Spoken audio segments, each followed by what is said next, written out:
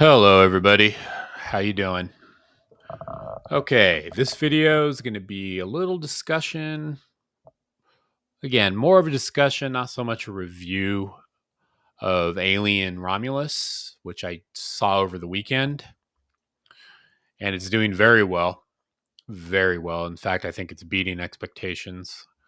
108 million globally. Um, 41 and a half. I think it was projected domestic top end 40 million. I think it was probably more project realistically in the more 30 million range, 20-30 million range. So anyways, it's doing very well. Um yes, I did see it. Did I like it? Yes, I did like it. Did I love it? No. As far as I'm concerned, I'm a big Alien fan. I saw the original. I was probably 10 years old in a theater. Had a really good relative, I think an uncle, take me. Asked if I wanted to go see it. It was out. I said I want to go see this Alien movie at the time. Had a lot of buzz. One of the best I could still remember as a kid. That movie scared the crap out of me. Great movie going experience. Aliens, completely different. Went the opposite direction, but a thrill a minute. Between the two, Aliens probably the better movie because it was the original. It brought the concept. Aliens, though, is just that's one of the best movies ever made from start to finish. So, anyways, those are the only two Alien movies I recognize. Um, but let me get into Romulus because it's probably the third best one made so far in the franchise, and I'm gonna tell you why. In my opinion, is it because of the story or the plot or the characters? No, not at all. Not at all. Is it because it makes the aliens relevant again?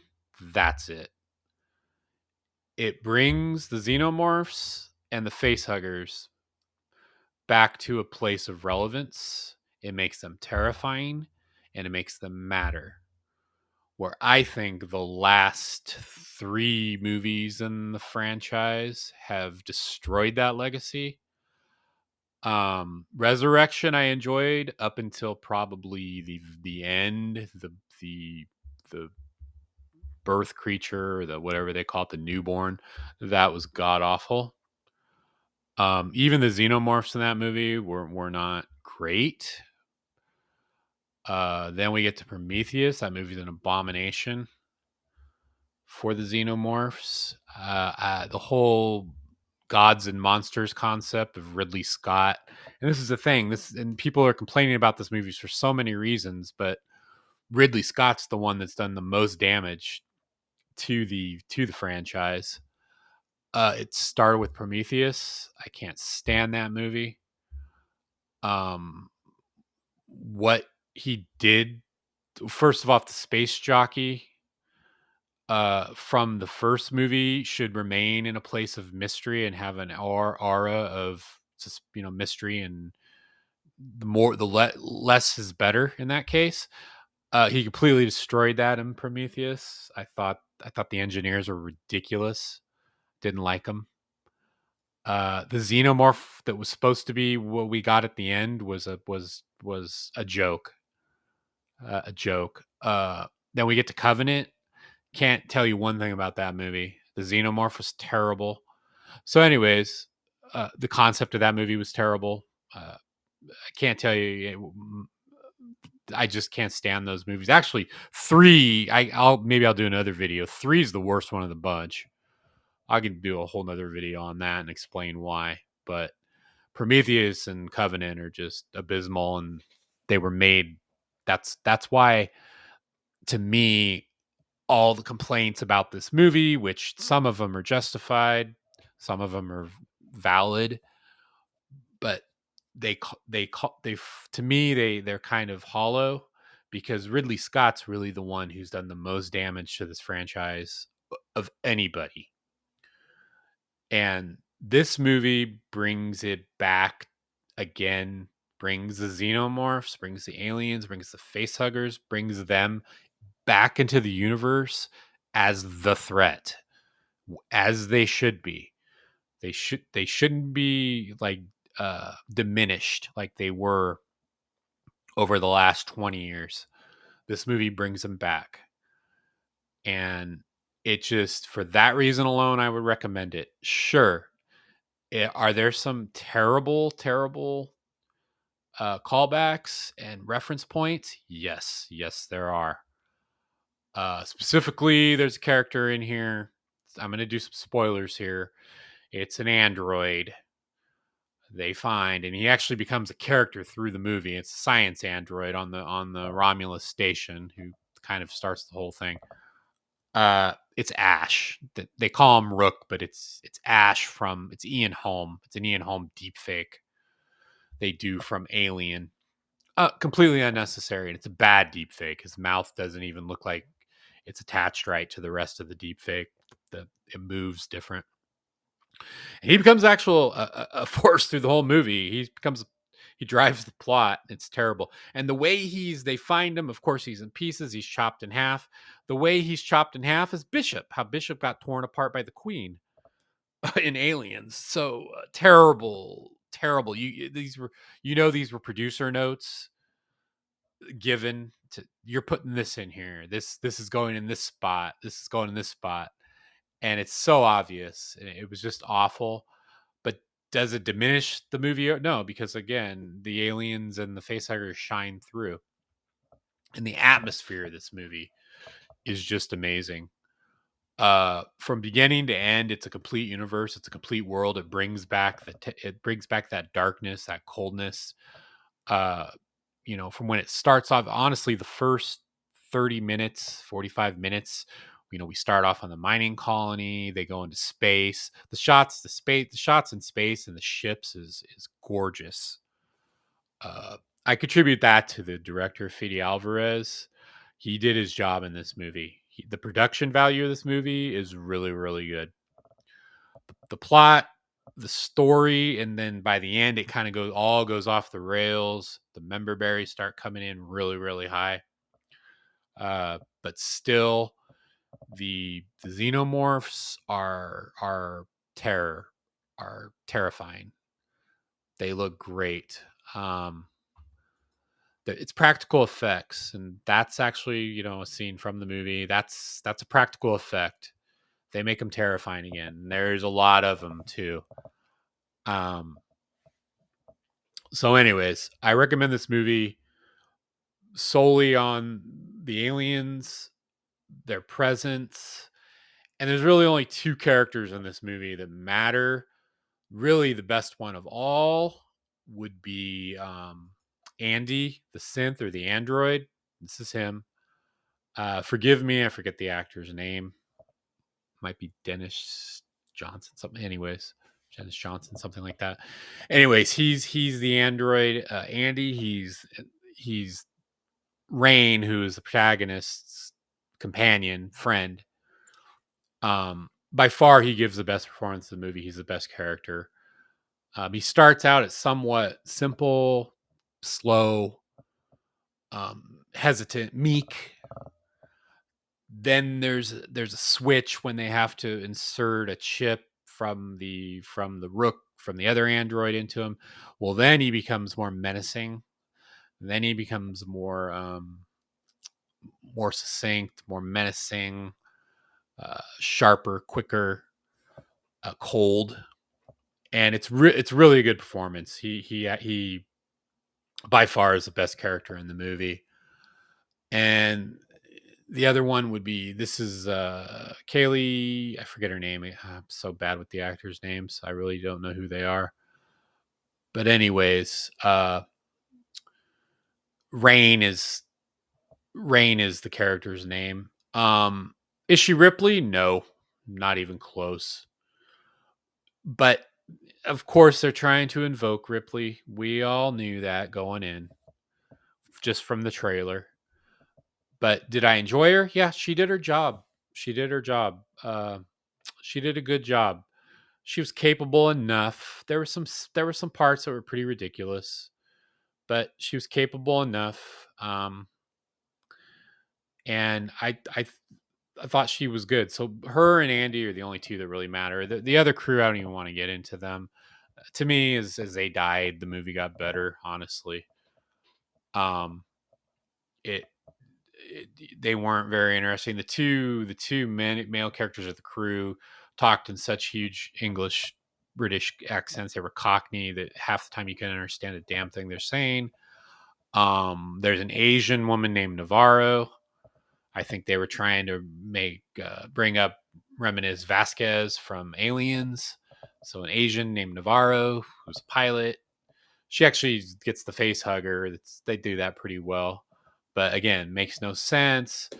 There's the pregnant girl who's the sister of one of the characters who really just is there just to be a victim. I mean, and to be pregnant, and then at the end, she's kind of important because this is where then it goes towards the end. It goes into full Prometheus. They find the black goo. She injects it. She's injured, and it goes through the whole thing of the black goo. It's gonna it'll heal you. It'll make you better because there's a whole subplot of humans in space. Humans are not cut out to be in space. So the company is always trying to find something, combine DNA from the xenomorphs and humans to make a better species of humans that can survive space. So she injects the black goo, which is straight from Prometheus. It went pretty hard. I was pretty shocked how hard it went, and that kind of like I was like, what? Turned me off a bit. Well, and she's pregnant, so you know what that means. Then we get the resurrection ending of the birth, uh, youngling or newborn or whatever you want to call it. It looked menacing enough the way they shot it. I contribute this to Fede Alvarez. I contribute this to like again the production value of the movie. There's another shot again, just great. The xenomorphs looked menacing again. They mattered. Um, but anyways, you see this terrible character at the end. It's a newborn. Supposed. It looks just like if you remember Prometheus, an engineer, cross between an engineer, a human, and a xenomorph. It's and it gestates like within 5 minutes. It's already 7 feet tall. It's gonna kill Rain and Andy, and that'll be it. That the ending kind of went on too long. It could have ended before that. We got to that. Anyways, Rain saves the day. She defeats the creature in Ripley-esque fashion. She pretty much blows it out of the ship. Goes into space, and kind of like they all end. So it's a good movie. Uh, I recommend it only because the aliens are made relevant again. They look great. Uh, and that's about it. The plot, honestly, it had a good original kind of plot going up until about the first 30-45 minutes. Then that's when it gets into memberberry territory, reference territory.